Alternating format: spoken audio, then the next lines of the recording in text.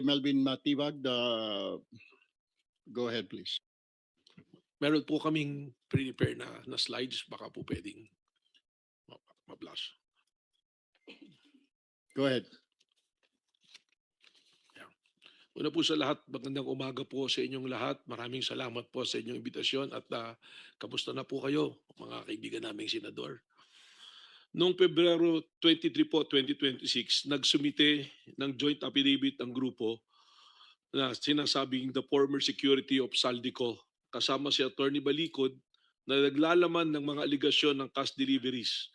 Ang investigasyon ay sinagawa ng NBI Task Force Marino base sa deputization ng Ombudsman sa sariling kapangyarihan ng NBI.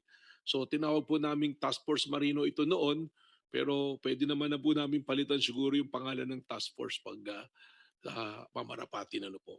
Yes, please do that kasi po insulto po sa institusyon sa Philippine Marine Corps at sa Armed Forces of the Philippines dahil ito pong mga ito ay karamihan po sa kanila tulad po na nasabi ni Senator Raffy, ito po yung mga nag-awol, may kaso po, dishonorable discharge at sinabi na rin po ng AFP na maaari huwag pong gamitin na sila po ay 18 Marines dahil hindi po sila lahat Marines at ang iba may mga kaso. Maraming salamat po, Attorney Matibag. Palitan na lang po namin kung hindi Task Force Bodyguard, baka Task Force Bellboys po para mas appropriate po siguro. Next slide please. Ang ating tatalakayin ngayon ay ang ebidensyang halaga ng affidavit ng tinaguriang 18 bodyguards. Sa kasong ito, ginamit ang affidavit bilang pangunahing ebidensya na umano'y cash deliveries. Ngunit ayon sa NBI Task Force, kailangan nating suriin kung sapat ba ang bigat ng ebidensya, kung may issue sa paggamit ng titulong Marines, at kung paano na iba ang independent recollection sa collective narrative. Ang layunin natin ay makita kung ang affidavit ay talagang nakatutulong sa pagbuo ng probable cause, kung ito man ay kahinaan na dapat pagtuunan ng pansin. Sa katunayan po, ang ginamit na lang nga naming pamantayan ay probable cause at hindi na yung memorandum circular ng DOJ na nagsasabi ng there should be reasonable certainty of conviction pag mag-aakyat tayo ng kaso. Next slide please. Ang tanong na dapat sagutin, nakakatulong ba o nakakasira sa kredibilidad ang label na ex-marine? Ginagamit ang label na ito para ipakita ng grupo na may integridad at disiplina. Gaya na nga po ng sinabi ni Senator Raffy Tulfo kanina sa kanyang opening statement. Sa kasong ito, may mga miyembro ng grupo na hindi naman tunay na Marines o honorably discharged. Sa katunayan po, ayon sa aming pagsusuri at pag-iimbestiga, 12 sa 16 na dating Marines ay dishonorably discharged. At may mga miyembro ng Army at Reservists lamang o sibilyan. Kaya ang ex-Marine label ay automatikong nagbibigay ng kredibilidad na sadyang ginamit upang itaas ang kalidad ng kanilang sinasabing testimonya. Next slide please. Ayon sa batas, ang testimonya ay dapat nakabatay sa personal na kaalaman. Kung ang testigo ay aktual na nakakita ng cash delivery, mas malakas ang ebidensya. Ngunit kung narinig lang niya mula sa iba, ito ay hearsay at mahina ang probative value. Ito po ay isang legal na provision. Testimony must be based on personal knowledge. Hearsay has a weak probative value. Sa report na lumabas ng aming pong task force, lumalabas na karamihan sa pahayag ng ay hearsay at 10 to 20% lamang ang base sa personal knowledge ng mga affiants. Halimbawa, may testigo na nagsabing sinabi sa akin ni Estrada na may cash delivery. Hindi ako mismo ang nakakita at hindi rin po nakita kung ano ang laman ng mga maleta. Base lamang sa sinasabi ng kanilang mga kasama o kung ano ang itinext sa kanilang group chat. Next slide please. Sabi ni 10 to 20% lang ang base sa personal na kaalaman. Halimbawa, may ilang testigo na nagsabing nakita nila ang bag, pero ang karamihan ay narinig lamang mula sa ibang miyembro ng grupo o executive assistant. Ang majority ng pahayag ay hearsay, kaya mahina ang ebidensya. Isang halimbawa ng pahayag ng testigo, sinabi sa akin ni Estrada na may cash delivery. Hindi ako mismo ang nakita. Sa report na binanggit ng mga personal knowledge ng bawat affiant ay limitado. Ang natitirang assertions ay hearsay na. Next slide please. Walang dokumento. Ito na po, importante po ito para suportahan ang kanilang testimonya. Walang dokumento. Yung next slide pa po. Lack of corroboration. Walang dokumento, device, o physical evidence na sumusuporta sa mga aligasyon. Halimbawa, walang CCTV footages, resibo o cellphone records, wala po. Nagpapatunay ng custody. Ang ebidensya ay puro salita lamang, walang kasamang pisikal na ebidensya. Sa report kahit may subpoena, walang naipakitang original photographs, receipts o bank statement ang grupo.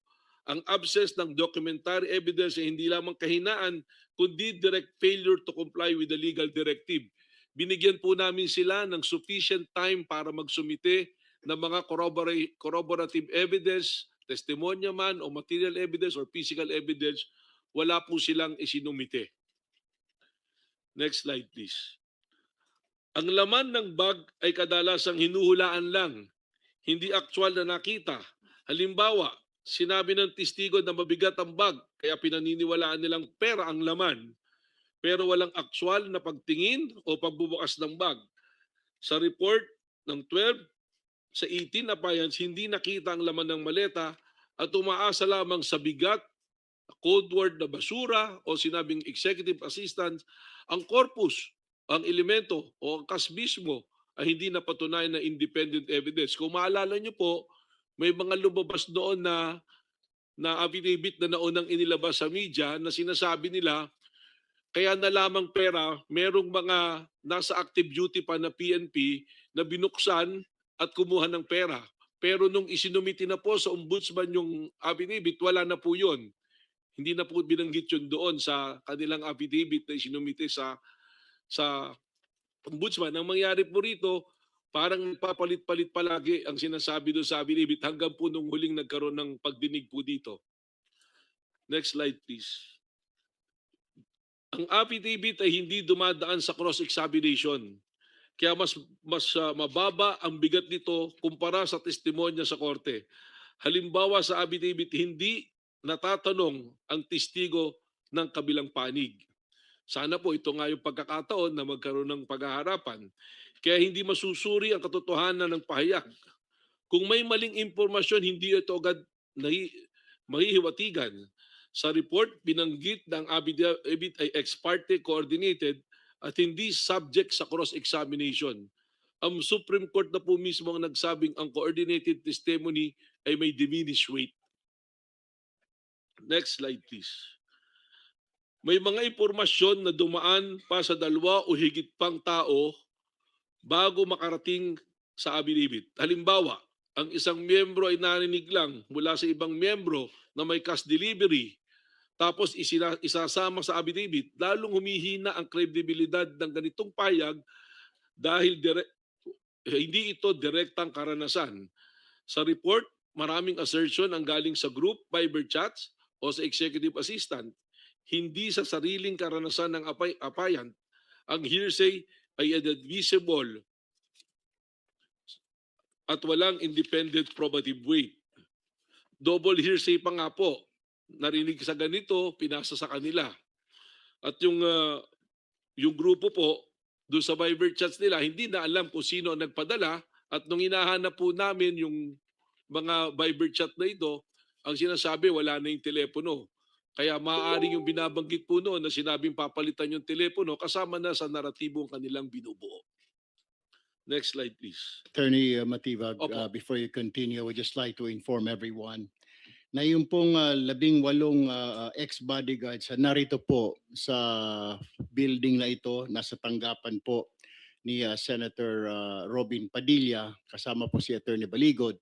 Despite po yung ating pong imbitasyon sa kanila na dumalo sa hearing, mas minabuti po nilang magtungo sa opisina ni Senator Robin Padilla at doon po mag-monitor at mag-live din yung 18 bodyguard at magpa-press con. Yun lamang po, I just want to let everybody know na they're here in the building, yung 18 po na yon kasama si Attorney Baligod, pero ayaw po nilang bumabali dito sa ating hearing at nandoon po sila sa tanggapan ni Senator Robin Padilla. Continue, Attorney Mr. Chair. Matibag. Yes, go ahead, Sen. Risa. Mr. Chair, for the record lang po, bagamat ito pong dinadaos natin ngayon sa pamumuno ninyo na Blue Ribbon Committee ay meeting, pero inaasahan ko rin po na iimbitahan ng chair itong 18 ex-bodyguards sa hearing kapag fully constituted na yung committee. And dapat po hindi nila baliwalain yung imbitasyon ng komite. Dahil pag ginawa pa nila po iyon, magiging subject po sila sa subpoena and show cause order at higit pa mula sa komite. Salamat po, Mr. Chair. Noted po, Senator Ontiveros, gagawin po natin yan. Pero for now kasi, ang ginawa po natin ay inimbitahan lamang natin dahil ito po ay isang meeting lamang at organizational meeting po ng Blue Ribbon Committee. Kaya po hindi po natin mapapwersa yung mga yon. Pero inimbitahan po rin natin, gayon pa man, noong pong Miyerkules para walang masabi po yung kabilang grupo, yung minority bloc, na iniiwas po natin at ayaw natin sila imbitahan. So for the record po, nabanggit po kanina ng Secretary at inimbitahan po ang 18 na ito kasama po si Attorney Baligod. Subalit po, hindi po sila at nagpahayag na po sila kani-kanina lamang na hindi po sila bababa rito bagkus sila po ay bisita ni Senator Robin Padilla. Mr. President, Mr. Chairman, just for the record, baka kasi hindi naintindihan masyado ng ating mga kababayan. Kaya ito ay hindi hearing at ito ay committee meeting, consultative meeting, ay dahil kinikilala natin na hindi pa nahahalal ang lahat ng membro ng Committee on Public Accountability. At dahil hindi pa nahahalal lahat ng membro, hindi pa constituted ang committee. Although the chairperson has been elected and the chairperson, as legislative practice will reveal, has from time to time been allowed by practice to hold consultative meetings, even if there is no quorum, even if the committee has not been fully constituted. Empowered to appoint a vice chairman. And also, yes, that is correct, is empowered to designate a vice chairman. So in the meantime, because we are have not, out of respect for our colleagues in the minority, dahil hindi pa nako-constitute, hindi pa sila hinahalal, ay hindi natin tinatawag itong o hindi natin isinasagawa ang hearing. This is in contrast to the previous bogus hearing last Thursday, wherein the Blue Ribbon Committee precisely had been declared vacant, and even before we removed the Senate President, former Senate President, they already sent out notices for that June 4 hearing, which again is an indication of their disregard for our rules in the Senate. Kaya just for the record, Mr. Chairperson. Thank you for Mr. that Chair. clarification. Go ahead. Dagdag lamang po dun sa sinabi ni Vice Chair Kiko, Mr. Chair. In fact, dun sa bogus hearing, nagpakita at nagsalita yung 18 ex-bodyguards at saka si Attorney Baligod.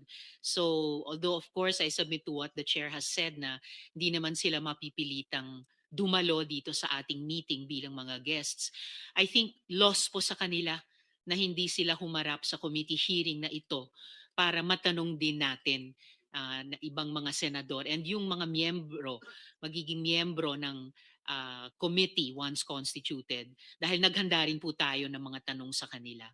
Just for the record, Mr. Chair. Salamat po. Mr. Chairman, just to emphasize na yung June 3, klarong-klaro na noong dineclare all seats vacant, ang inelect natin as chairman of the Blue Ribbon Committee ay no other than Senator Erwin Tulfo. So siya lang ang may karapatan na tumawag ng ganitong consultative meeting at siya lang ang may karapatan para mag-issue ng mga invitations through the Blue Ribbon Secretariat. So let me just put that on record. Thank you, Mr. Senate Pro Tempore, Acting President Queen Gatchalian. Go ahead, Attorney Matibag. May I approach po? Please. There's an important thing that I Oh, want go to ahead relay po. po. Sa inyo po. Pwede Go po ahead akong po. lumapit dyan. Because I cannot say. 1 minute suspension.